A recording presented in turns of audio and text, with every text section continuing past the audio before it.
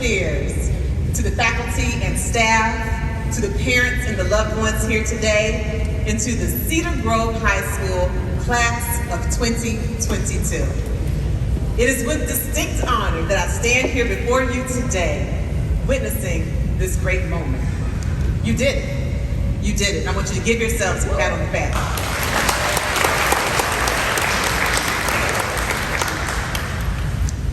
And as you give yourself this very well-deserved pat on the back, I implore you, please do not forget the backs of those on which you stand in order to have made it to this moment. Don't forget about the backs of your parents, your grandparents, your grandmama Tyler. Don't forget about the backs of your teachers, your aunties, your uncles, your cousins, your counselors, your pastors, your Sunday school teachers.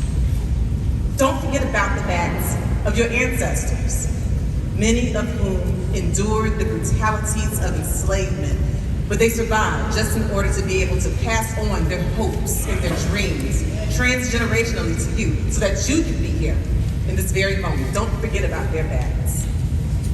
Don't forget about the backs of immigrants in your lineage, people who immigrated to this country, some by choice, some not so much, but they have all sacrificed for you for this moment. And please, never forget about the backs of those who have fought and died for your civil rights, for your right to freedom, for your right to vote, for your right to equal education. As you give yourself this very well-deserved pat on the back, do not ever forget the backs of those who came before you, who have built the foundation on which you have stood to propel you to this very moment in time. Don't you ever forget. Now, when I was first asked to be your speaker, the commencement speaker at this graduation, I was both overjoyed and a bit baffled. I was baffled, I was a little confused, and I'll tell you why. You see, this is a paramount moment for you, a moment that you will never forget. You are graduating, you are officially grown-ish.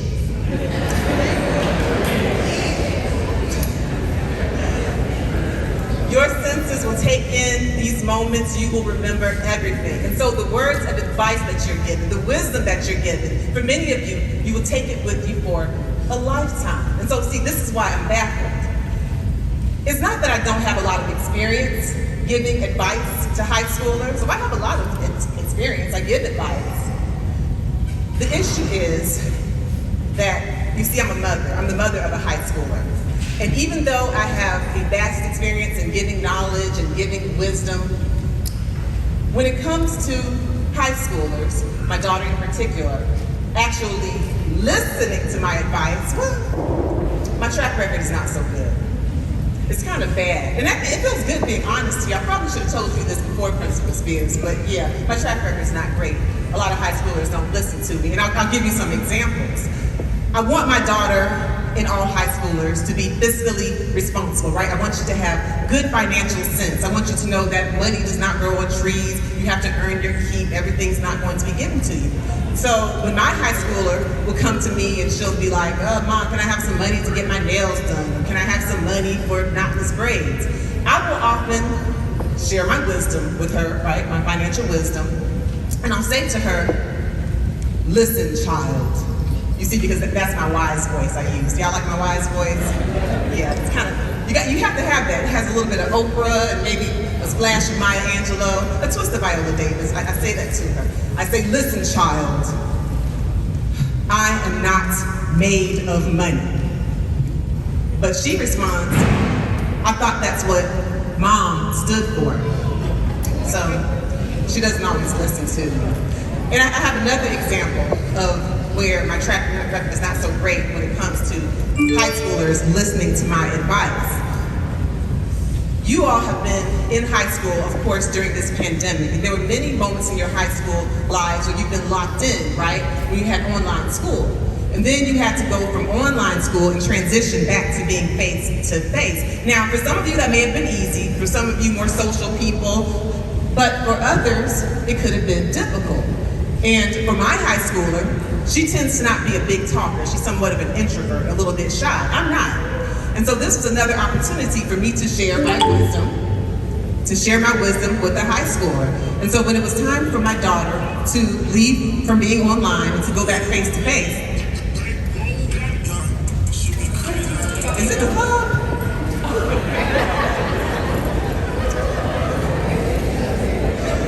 So when it was time for my high schooler to leave from being indoors and online and to go back face to face, I decided that it was a perfect time for her to give me some of my wisdom, right? My knowledge on how to be social, how to meet people, how to make friends. And so I told her that she needs to smile because my daughter doesn't always love to smile. She sometimes has a bit of a resting face. So I told her to smile and I told her to be open and to introduce yourself, right? This is my wisdom on how to be social. And I was very excited because I also taught her that you have to step outside of your comfort zone and meet people, and find common grounds. For example, walk up to people and say, hey, what's your name? Your name is Susan, you play the trumpet? Me too. Common ground. And even when people don't look like you, when people are of a different culture, you still want to find that commonality, and you still want to be pleasant. You walk up to them and you say, hey, what's your name? Karen? You like asking to speak to people's managers every time you go to a restaurant? Okay, me too. You find a common ground no matter who the person is, right? That's good advice. You like that advice. That's good advice. So when my daughter got ready to go back to school, when she was going to high school face to face for the very first time, I was very impressed with myself because she woke up that morning, she had a almost smile on her face, she had a nice little outfit, natural hairdo, and a graphic t-shirt, and I was like, I really did a great job. I have given her wisdom, my shy child, and now she's about to be social. But then when I actually read the words that were on her graphic tee, they said, I am not shy, I just don't like you.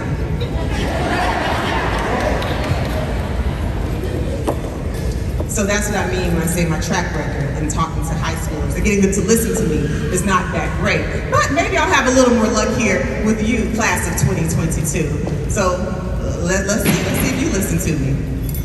Listen, class of 2022. So I'll start off with my wise voice. When I talk about wisdom and me giving wisdom to you as high schoolers, I actually have to pause and understand that in a lot of ways, you are much more wise than I ever was when I was in high school. For example, I talk about natural hair. Well, when I was in high school, we didn't wear natural hair. Why? Because if you had tight hair or coarse hair or 4B hair, it was considered to be bad. And the mainstream of society didn't like it. And so we didn't wear our hair like that because we cared about what people thought. But as I look into your beautiful faces, and I've already seen some of the hairstyles, the locks, the twists, the puffs, the afros, and I see that you already have a key bit of wisdom. You already don't care what people think, and that's a good thing. That's a good thing, and that leads me to my first words of wisdom that I got from my mother, which are, don't worry about what other people think, because these people you are worried about are not going to pay your bills, and they are not going to cry at your funeral.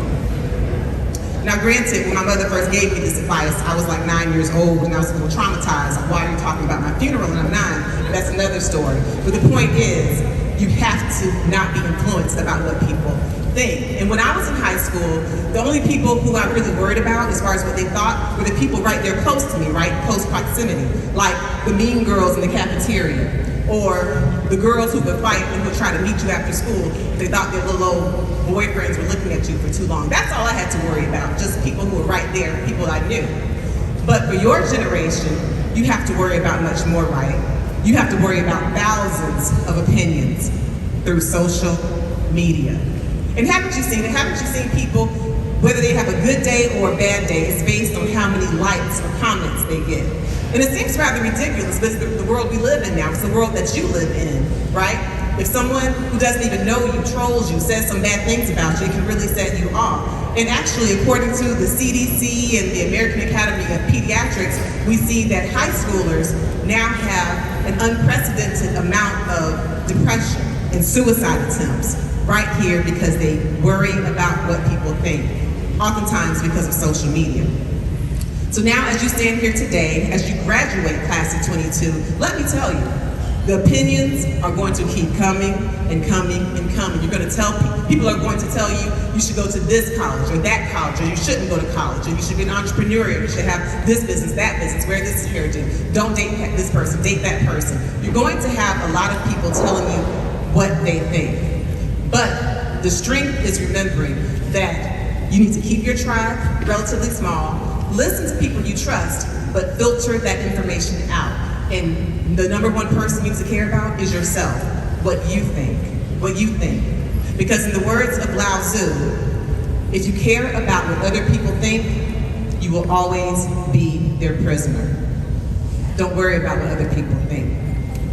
Now, when I tell you my mother told me this, she didn't just tell me this, she lived by it, and she still lives by it. My mama does not care. Not only does she not care about what other people think, she doesn't care about what she says to people. She will say whatever, anything could come out of her mouth. And I'll give you an example. We were once in church when I was young, and after church, we were taking pictures. We were taking pictures with Reverend Bryant at the back of the church. Now, Reverend Bryant was in his 80s at that time. He was an elder. And my mother said to him, he got a little tired, and he said to my mother, Sister McCrae, I'm getting tired, and I really want to sit down. I'm tired of taking pictures. And my mama said to him, in her true, don't care what people think fashion, she said, Reverend Bryant, keep standing. You can sit down when you're dead.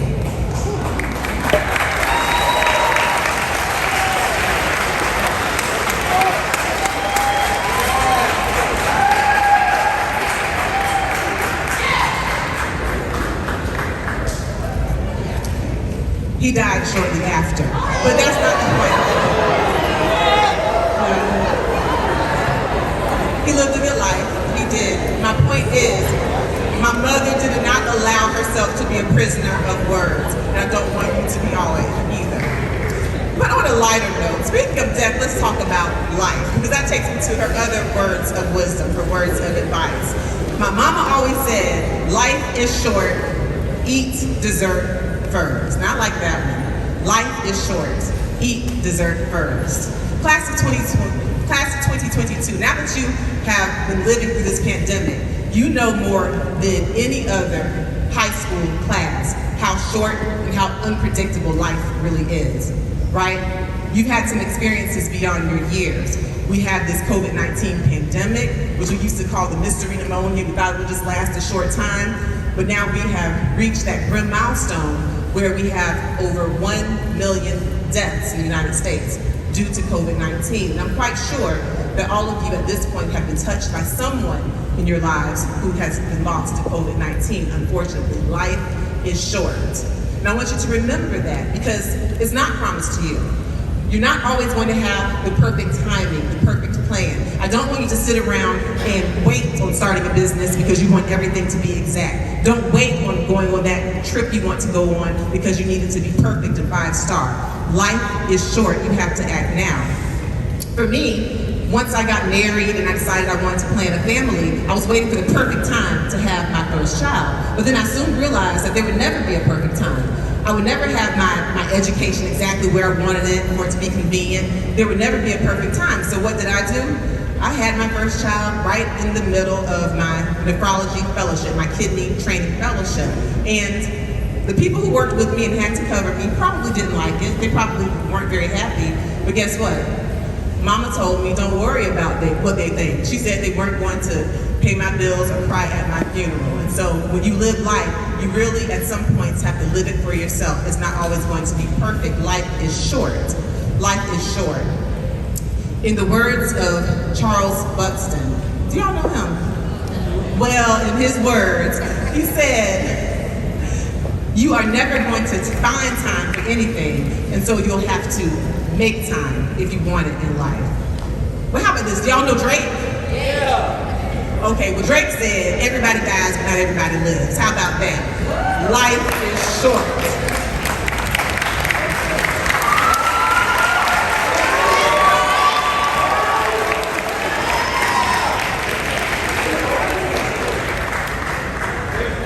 Life is short. You need to live it, and you need to eat dessert first. And lastly, while you are eating this dessert first, I want you to be mindful of the company you keep, okay? Pay attention to the people with whom you are eating, because In my final words of wisdom from my mama, who doesn't care about what people think, she would always say, and still says, show me who your friends are, and I'll show you who you are.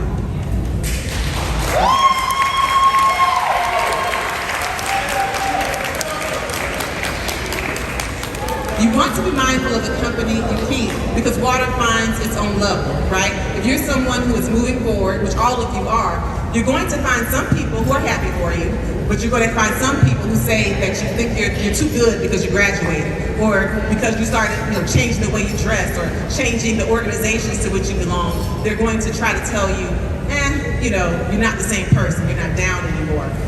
And so you have a choice. You can either continue to move forward, or you can be held back. Now, I'm not saying that you can't be friends with everybody.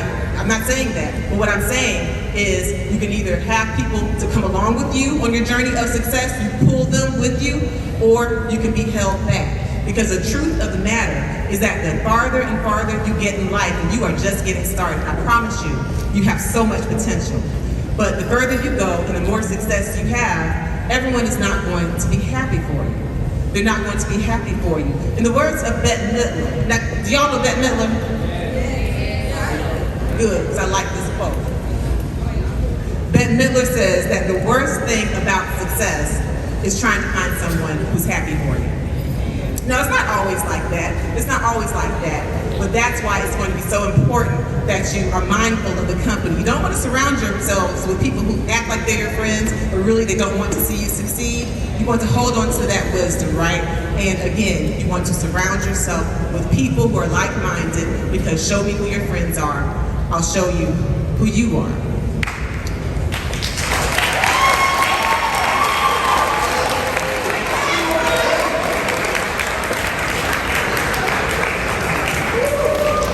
So with that, again, I want to congratulate you, class of 2022. Thank you so much for having me here, Principal Spears, Mr. Scott.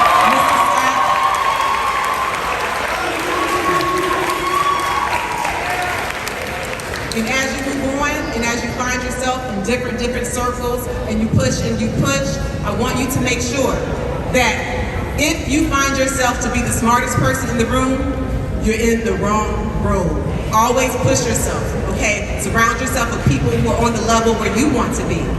But when you're with these people who are at this high level, don't be jealous. Don't be jealous. All you can do is be yourself, because everybody else is taken.